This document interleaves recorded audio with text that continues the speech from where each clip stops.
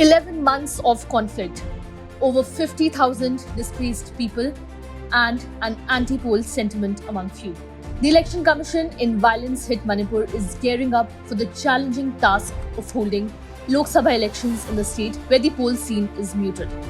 Chief Electoral Officer Pradeep Kumar Jha said over 24,500 displaced people have been identified as eligible to vote in the upcoming elections, and special arrangements have been made for them to cast their franchisee from relief camps.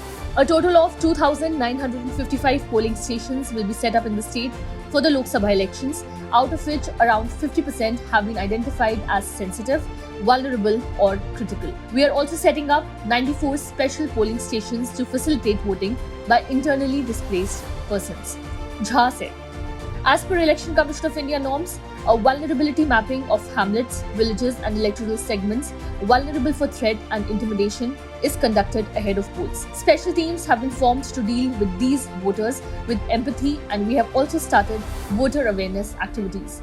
The activities are being designed keeping in mind the sentiments of the displaced people who have lost the comfort of being in their home, and there is some level of frustration and negativity, he added.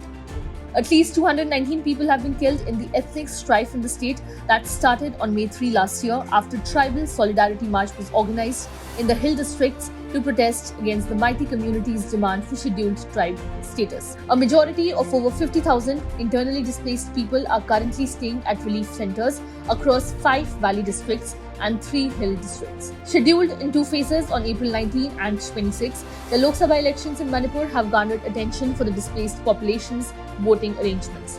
Several civil society groups and the affected people have been questioning the relevance of elections in the strife-torn state. There have been calls from several quarters about boycotting the polls too.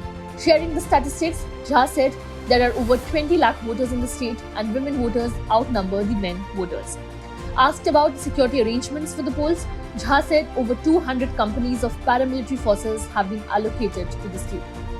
The idea is not only to ensure that displaced voters do not miss out on the chance, but also that they feel safe. Adequate security arrangements are being made across the state. Video surveillance has already begun and the entry and exit points are being monitored. It is obvious to have concerns about security considering the conflict in the state. However, these concerns are being addressed, he said. Posters of political parties, mega rallies and visible movement of leaders, the traditional elements of campaigning, are conspicuously missing in violence-hit Manipur, where polling for Lok Sabha elections is due in less than 2 weeks. The only visible hint of the impending election is the hoarding put up by local election authorities, urging citizens to exercise their franchisee.